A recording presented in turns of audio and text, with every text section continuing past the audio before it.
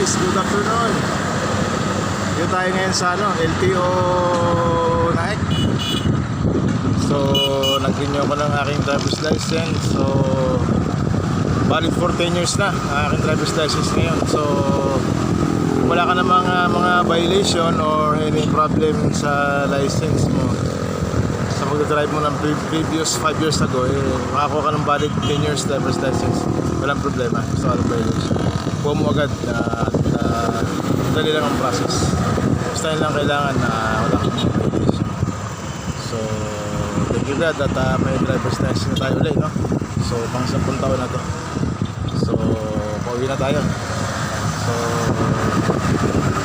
see you guys at pauwi na rin. At tuloy-tuloy lang rides natin pag ganito.